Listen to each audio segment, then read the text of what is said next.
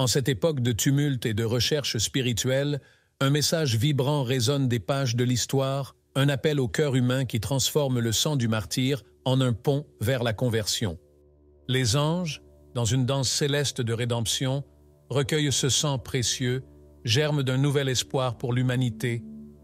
Cette vision, aussi mystique que nécessaire, révèle la clé pour ceux qui cherchent la lumière dans les ténèbres du monde terrestre. Et dans ce crépuscule des derniers jours, où les ombres s'allongent annonçant la nuit, se détache la figure d'un ennemi aussi vieux que le temps. Satan, l'architecte de la discorde, ne brandira pas d'armes infernales contre l'Église, mais utilisera l'humanité elle-même comme instrument de destruction. Une prophétie qui ne parle pas de conversion facile, mais d'une bataille pour l'âme du monde où le prix de la rédemption est à la hauteur du sacrifice suprême. C'est l'histoire non pas d'une fin, mais d'un nouveau départ, marqué par la parousie, la seconde venue du Christ qui, parmi les nuées du ciel, inaugurera une ère de jugement et de purification. La persécution de l'Église deviendra le creuset dans lequel la foi sera mise à l'épreuve, une année de tribulation inspirée par les visions de Notre-Dame de Garabandal, où l'avertissement divin prélude à un miracle aux proportions célestes. Imaginez un monde suspendu entre espoir et attente, où entre mars et mai, sous le regard bienveillant des étoiles, un miracle s'annonce comme une brise printanière qui disperse l'hiver du cœur humain. Ce miracle, signe tangible de l'amour divin, sera comme le doigt de Dieu touchant le centre même de la terre, proclamant dans un murmure puissant « Je suis ». Les colonnes de fumée, décrites par le prophète Joël, symbole du sang, du feu et de la brume, deviendront des manifestations visibles de la présence divine, des guides pour les pèlerins dans un monde en quête de signes. Et tandis que les prophéties des textes anciens se dérouleront comme un rouleau sacré sous nos yeux, le monde entier, de Garabandal à Medjugorje, sera témoin de ces événements, indestructibles jusqu'à la fin des temps. Dans ce décor épique, le sceau de Dieu devient un phare pour l'humanité, nous rappelant que, tout comme la colonne de feu a guidé les Israélites vers la terre promise, elle nous guidera également à travers les tempêtes de la fin des temps. C'est un appel à la vigilance, une invitation à préparer ce qui va arriver, puisque le châtiment qui suivra sera une expression définitive de l'amour divin, destiné à purifier et préparer ses enfants à la gloire éternelle. Et au cœur de cette histoire cosmique se trouve un message d'espoir.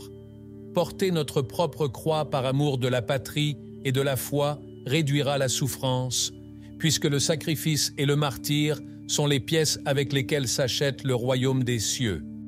Il ne s'agit pas seulement de la tâche d'un seul conteur, mais d'une mission collective qui appelle chaque âme à s'éveiller, à prendre une part active à ce drame divin qui se déroule sous nos yeux.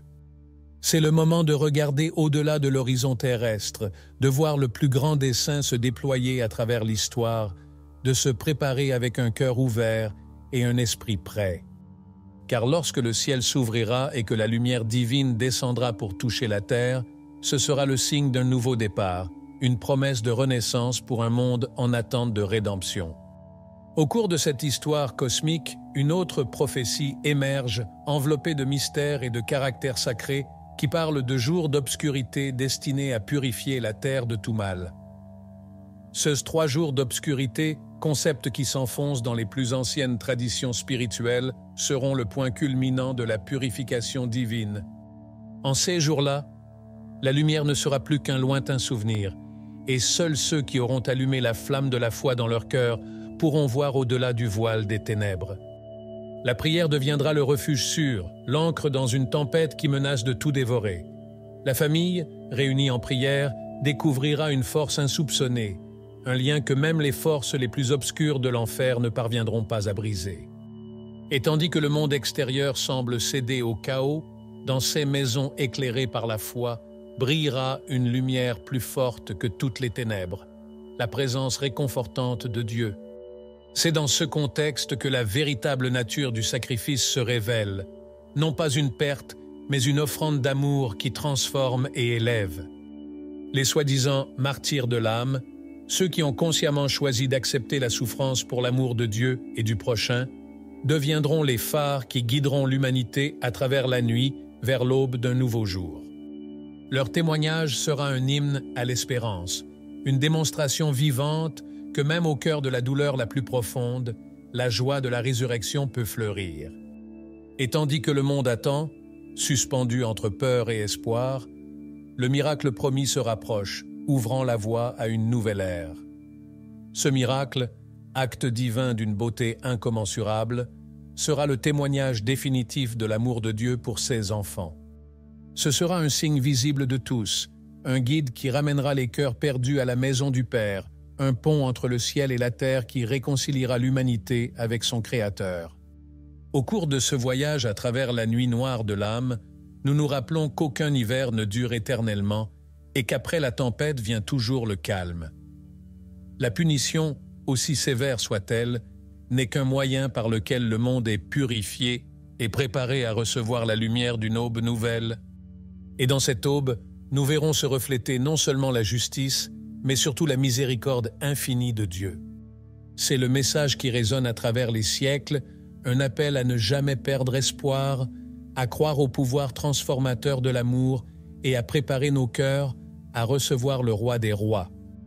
Lorsque les cieux s'ouvrent et que la terre tremble, rappelons-nous que nous sommes aimés d'un Dieu qui désire ardemment nous amener à la sécurité de sa présence éternelle.